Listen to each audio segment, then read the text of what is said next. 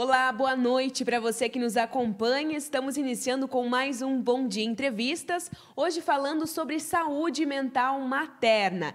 E para falar sobre esse assunto, estamos recebendo aqui nos nossos estúdios o Dr. César Augusto Detoni, que é o diretor de Educação da Unimed Erechim, e também a Raiele dos Anjos Longo, que é psicóloga do Serviço de Medicina Preventiva da Unimed Erechim. Boa noite.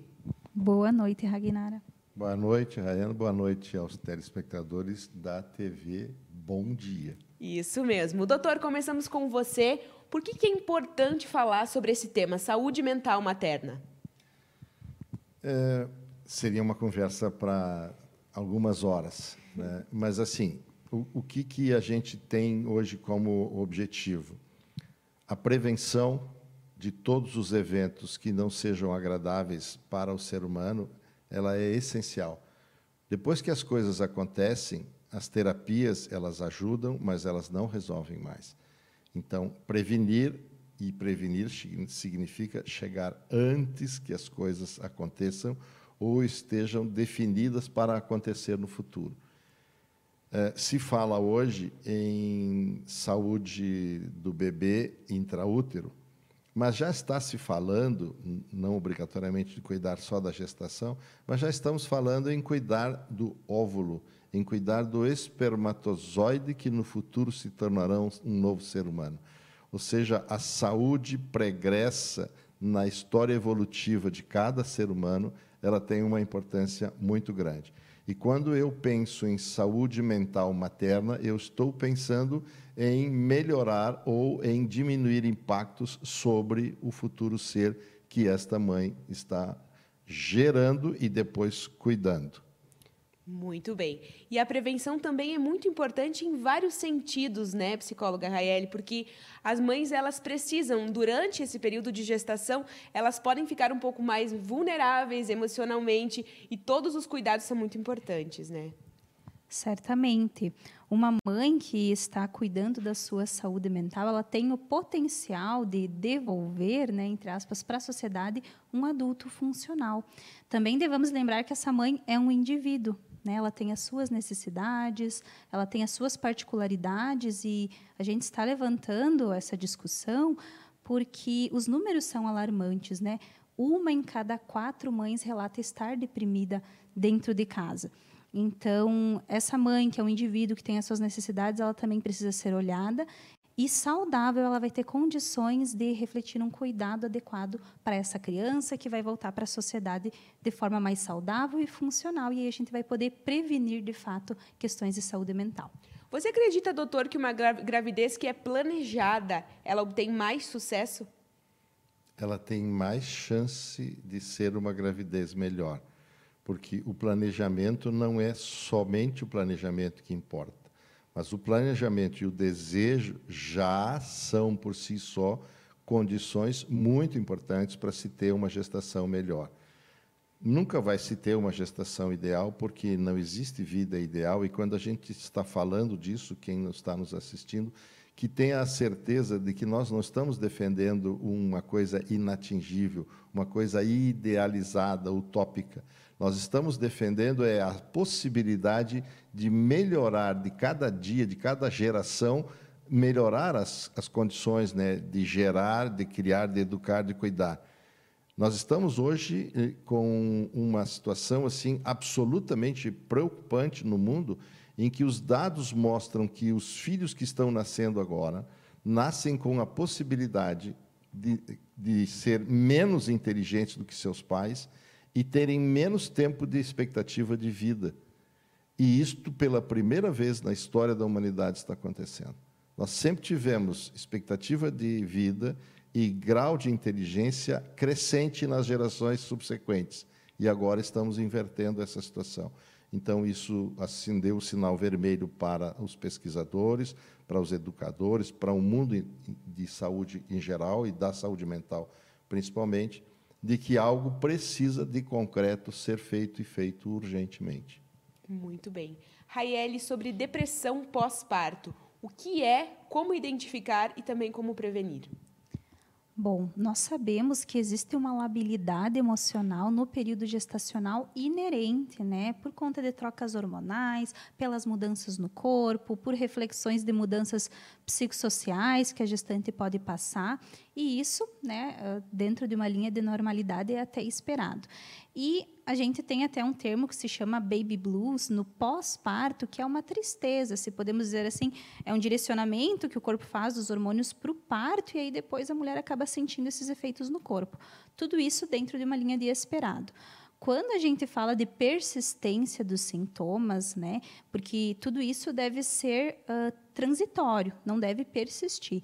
E aí, quando persiste e reflete no cuidado do bebê, um sentimento de incapacidade que a mãe possa vir a sentir, um sentimento de vazio, a tristeza, deixando de lado os seus próprios cuidados, e aí a gente pode observar uma série de malefícios que isso pode gerar. Aí a gente está falando em depressão pós-parto. No consultório, muitas vezes a gente recebe pacientes já com os seus filhos crescidos, relatando alguns transtornos e que a gente consegue rastrear que possivelmente tenham partido ali do processo de gestação, do parto, que gera na mulher já uma série de mudanças e, quando não bem elaborados, ressignificados, podem resultar em transtornos maiores e, como a gente está falando aqui da saúde da criança, né, em alguma disfunção no desenvolvimento da criança, na forma que ela percebe os afetos. Então, é extremamente importante, principalmente uma avaliação profissional, porque, às vezes, o que a gente observa como fora do comum pode ser até esperado e vice-versa, né? O que a gente está normalizando pode ser algo adoecedor. Então, a avaliação profissional é extremamente importante e sempre observar a persistência dos sintomas e os prejuízos. Às vezes as pessoas ficam assim, mas por que isso ocorre? Está me entendendo? Todo estado emocional ele é mediado por substâncias químicas. Então, se eu tenho estresse, eu tenho um estado hormonal de neurotransmissores modificado. E essas substâncias que estão aumentadas ou diminuídas, dependendo das circunstâncias, elas interferem no neurodesenvolvimento do feto. Depois, quando o bebê nasceu e esta mãe tem essas situações emocionais não boas, vamos dizer assim, isso mexe muito a qualidade do cuidado.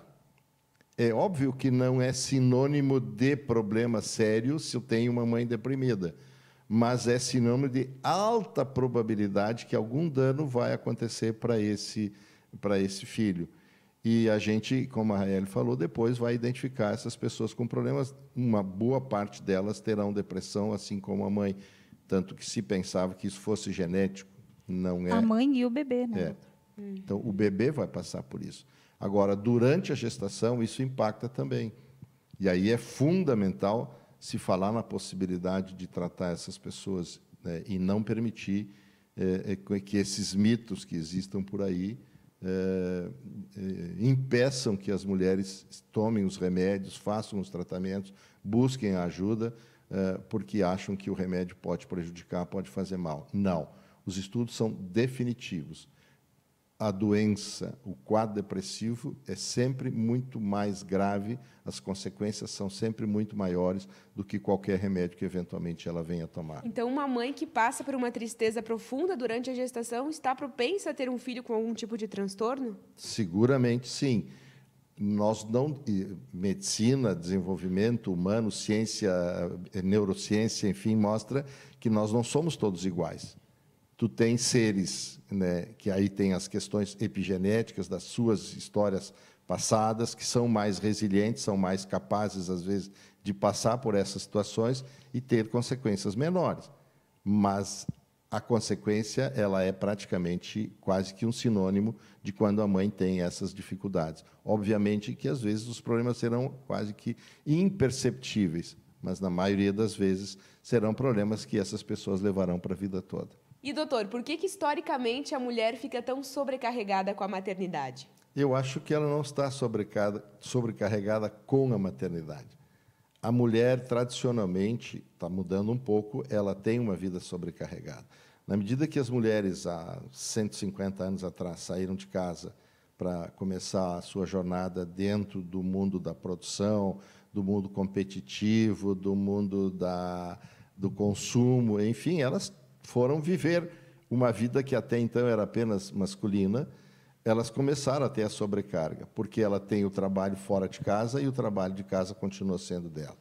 Lá atrás, o ganho permitia que se contratassem as domésticas, as pessoas que ajudavam nas tarefas de casa, no cuidado dos filhos, as babás. Isso hoje já não tem mais disponibilidade. É muito pouca gente que consegue sustentar isso pelo seu ganho. E a gente teve criado uma série de necessidades criadas, que na realidade não são necessidades, mas são desejos da vida moderna. E a gente tem que trabalhar cada vez mais para poder ter esses desejos satisfeitos. E nós somos muito assediados pela mídia, vocês sabem bem como é que se faz isso, né, de despertar nas pessoas o desejo de consumo, o desejo de ter, etc. E ninguém tem se não tem dinheiro, e ninguém tem dinheiro se não trabalha. Tem alguns que até conseguem, mas a maioria tem que trabalhar, e trabalhar duro. Então, assim, esse é um grande problema. Então, eu tenho trabalho fora de casa, eu tenho trabalho de casa. E aí chega alguém que precisa de cuidado 24 horas por dia, 30 dias por mês, 365 dias por ano, no mínimo durante 2 ou 3 anos. Isto levou a uma coisa que se chama terceirização do cuidado, que a gente tem as instituições que fazem um cuidado substituto, até porque a mãe, vencidos os 4 meses, não tem mais a possibilidade de cuidar. Então, assim, não tem noite, não tem dia, não tem hora. Isto, obviamente, sobrecarrega, além da questão da amamentação, que também é uma tarefa que tem que ser executada, tem que ser exercida permanentemente. Às vezes, crianças que mamam a cada 2 horas, então é um compromisso extremamente pesado para a mulher. E o que é importante nesses momentos? É partilhar as tarefas, principalmente as tarefas da casa, partilhar as tarefas de cuidado do bebê, né? Isso, cada vez mais, graças a Deus, os homens estão sendo conscientizados disso e, obviamente, vão se transformar em fazendo isso, vão formar outros homens que vão ver o exemplo do pai que tiveram em casa e vão, obviamente, se modificar em relação àquela masculinidade antiga que já caiu de moda. Então, a sobrecarga ela é absolutamente evidente. E a mãe tem essa coisa da responsabilidade. E ela se sente, obviamente, muito responsável por isso.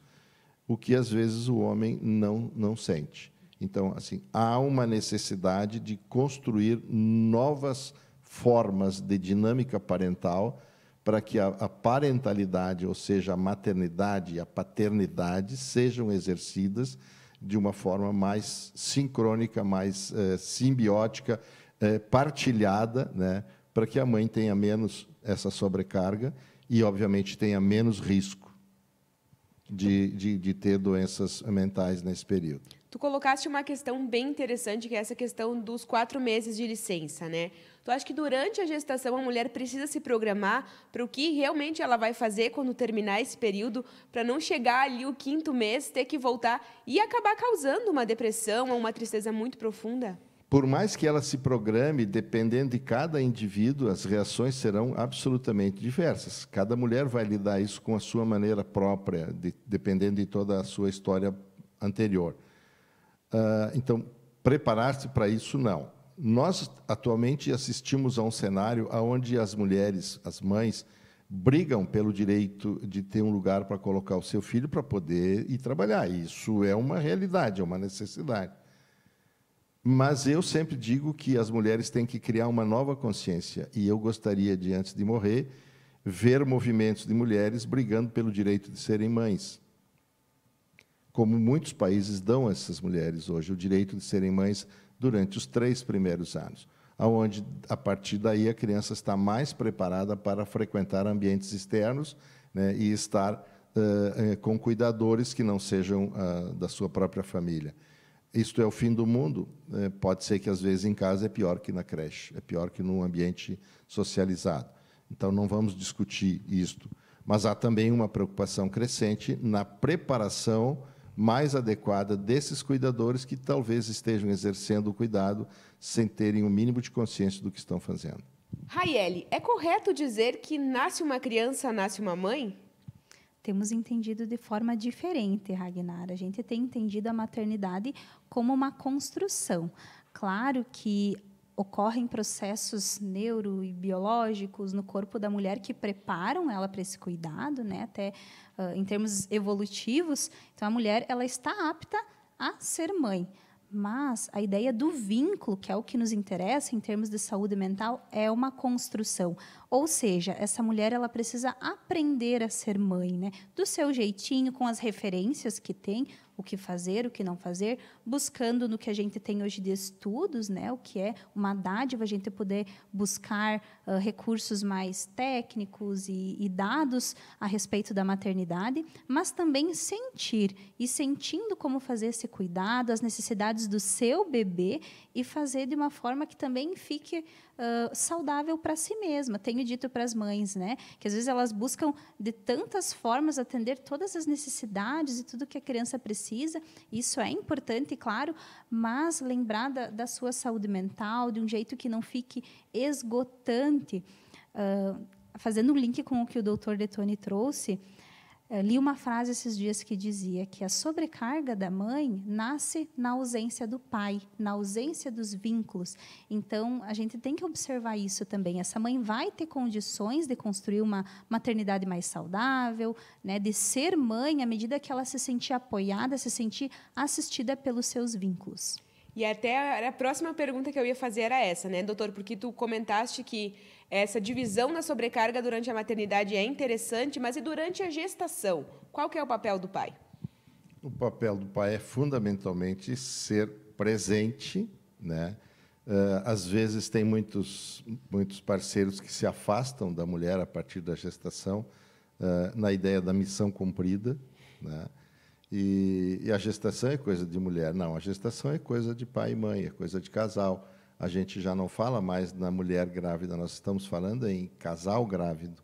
Os dois engravidam. Quem carrega é a mulher, mas os dois estão grávidos, têm um bebê para vir.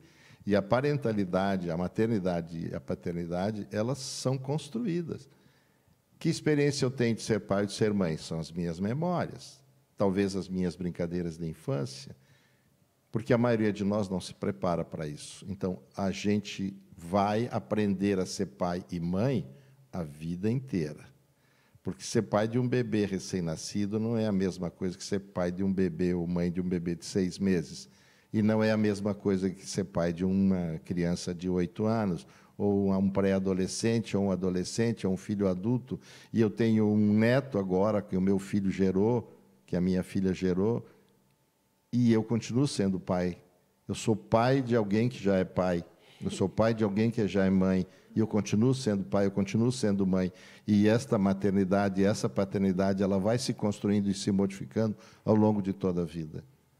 E eu sempre digo que a gente nunca vai receber o diploma de pai e de mãe. Nós vamos morrer sem ter ainda esta qualificação, porque isso é um aprendizado da vida toda. Então, nós estamos sempre aprendendo. Eu estou hoje com 72 anos de idade ainda aprendendo.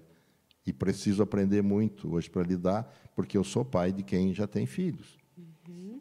E quais que são as formas de promoção de uma maternidade mais saudável? Primeiro é eu ter boas experiências lá atrás. Isto me qualifica mais ou me favorece mais. Segundo, eu tenho que me preparar. Eu estava conversando com a Raeli no trajeto e também estava conversando de manhã antes de vir para cá, de que eu não posso ficar apenas com os conhecimentos que eu tenho.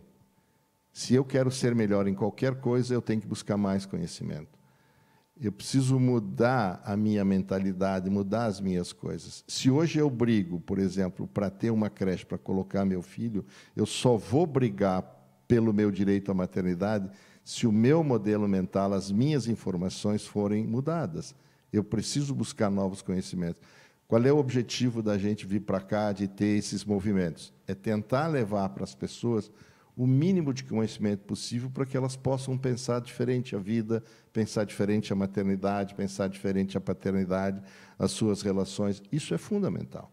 Então, a informação é seguramente o primeiro passo que eu posso dar para que alguma coisa possa mudar, e muito gradualmente. O doutor colocou muito bem, né? Buscar essas informações, também puxando a brasa para o assado, né? Sugiro que invista-se em autoconhecimento. A partir do momento que a gente passa a se conhecer mais, a gente consegue identificar em nós possíveis sinais e sintomas de saúde, de doença, né? E, claro, dentro disso, existe uma série de recomendações da saúde, tanto de cuidados biológicos que a gente deve ter, né? Estar atento aos nossos indicadores de saúde, acompanhamento médico, sono, alimentação, aquela coisa assim que a gente já vem falando há muito tempo. O básico, né? O básico, a saúde como base. O autoconhecimento, então, para que a gente possa identificar em nós essas referências e também ressignificar, né? Poxa, mas eu não tive aquela referência paterna, materna. Bom, você já tem um caminho de como não fazer ou como fazer de forma diferente. Então, ressignificar dentro de nós, avaliar os nossos pensamentos, crenças, né? Buscar o máximo possível reestruturar isso dentro de nós e as nossas relações sociais, aproximar. Às vezes, a gente sabe que até num movimento meio protetivo, a mulher acaba afastando, né? Sogra, mãe. Então, a gente deve aproximar, selecionar, fazer uma síntese do que a gente pode aproveitar para esse cuidado dessa criança. Também permitir que esse pai seja pai com o seu jeito, ele está aprendendo, daqui a pouco não é da mesma forma que a mãe idealizou, mas auxiliar ele, instrumentalizá-lo para cumprir esse papel de pai e os outros vínculos que são importantes, né? Então, seguindo aquele modelo bio, corpo, psico e social, trabalhando, a gente vai conseguir chegar, assim, mais ou menos num ideal de prevenção. A mãe tem que ter mas muito claro que a maternidade não é uma atividade só sua. Então, ela buscar ajuda em todos os sentidos, não só do marido, do parceiro para o cuidado dos familiares da família estendida, mas buscar ajuda de profissionais de saúde. Quando ela sente que ela está com dificuldade, ela não tem que ficar escondendo se ela tem sentimentos que não são adequados. Uma mãe deprimida, às vezes, pode achar que não está amando aquele bebê, que não está desejando aquele bebê, que aquilo foi uma coisa errada que ela fez na vida. Enfim, ela não deve permanecer em si mesmada com isso. Tem que buscar ajuda o quanto mais cedo possível. E buscar ajuda significa a psicoterapia, significa, às vezes, se necessário, usar medicamentos. Não fique trancada nesse negócio, entendeu? Porque quando ela tem essa sensação de autossuficiência, de responsabilidade total sobre a criação desse bebê, obviamente que isso vai trazer para ela uma sobrecarga, porque não é assim que as coisas são. A mãe deve ser, sim, a principal figura de cuidado, mas não a única. E entra uma questão também do lado oposto, né, doutora? Essa rede de apoio que muitas vezes não deixa essa mãe ser mãe, né? Às vezes a sogra, a própria mãe dela se instala na casa, fica lá, quer fazer tudo sozinha e a mãe acaba ficando meio acuada com a situação, né? Também é importante que todos esses parentes, essa rede de apoio, compreendam o momento dessa mãe também durante o puerpério, né? Seguramente. É importante que cada um dê a proximidade necessária e a distância necessária, o espaço de intimidade que essa mãe precisa ter com esse bebê, porque é muito importante, principalmente no começo, esses momentos da amamentação, onde são momentos sagrados, e não ter muita gente palpitando. Por isso que a mãe, às vezes, tem que se preparar para ter conhecimentos suficientes para fazer isso de forma adequada, porque se ela está insegura, se ela não tem muita prática de fazer as coisas, né, de lidar com as dificuldades que às vezes o bebê tem de pegar o seio ela vai sempre estar na dependência dos outros. E às vezes é a mãe que traz para dentro essas pessoas, pela insegurança dela. Mas aí as pessoas avançam o sinal, avançam no espaço íntimo dela e acabam prejudicando muito a convivência da mãe com o bebê, essa interação que é fundamental nos primeiros meses, né? Tá certo. E que tipo de assistência a Unimed vem desenvolvendo para as gestantes? Então, nós temos um programa chamado Atenção Integral à Saúde da Gestante. Já viemos falar sobre isso em outros momentos e queremos mais uma vez reforçar.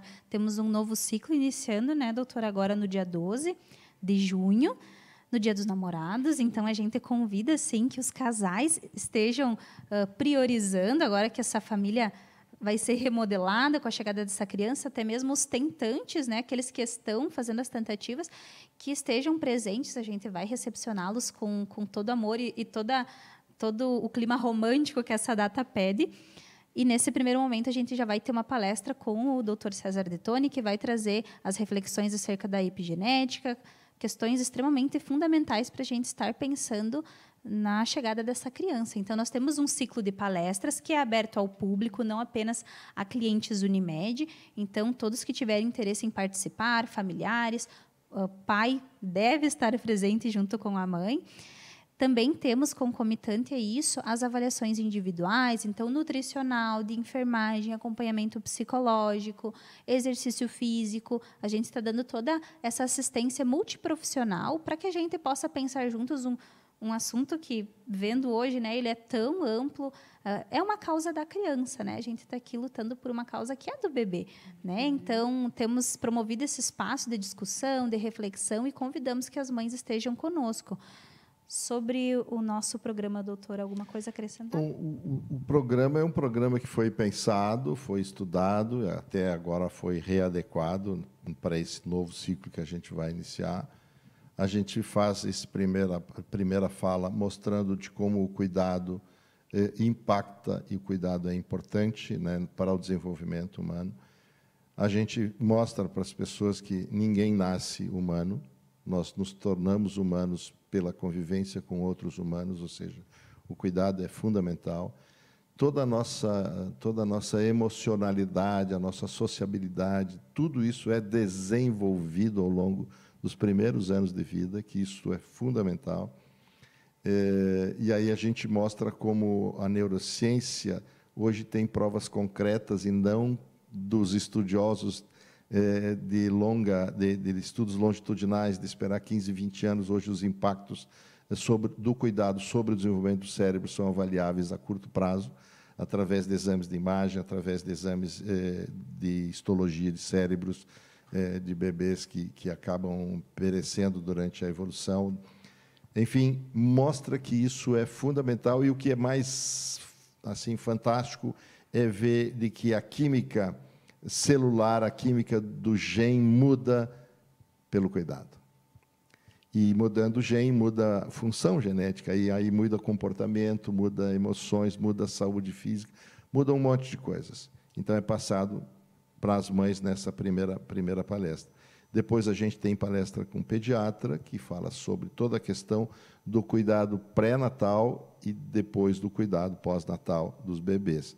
A gente tem uma palestra específica sobre a amamentação, dos aspectos nutritivos, né, e biológicos da amamentação, mas também dos aspectos psicossociais, ou psicoemocionais, psicossexuais da amamentação, o que representa isso para um bebê.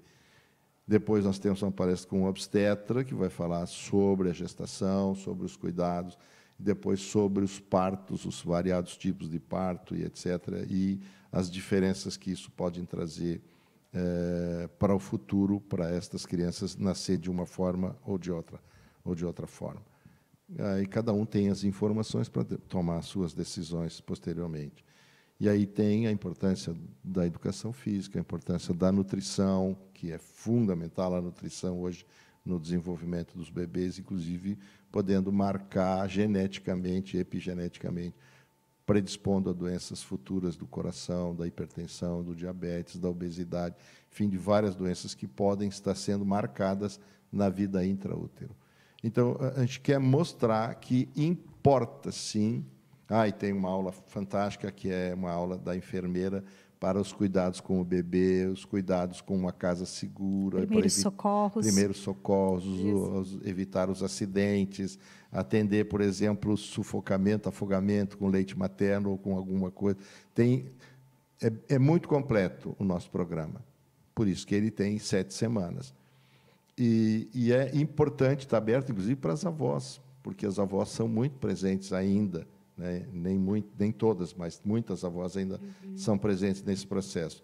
E que elas possam mudar suas crenças, às vezes, que não eram muito adequadas, que não eram muito legais, às vezes prejudicando a mãe, que foi lá para o curso, adquiriu novos conhecimentos, e a avó chega em casa e desqualifica. Já li os dois pensamentos, isso, né? Já desqualifica.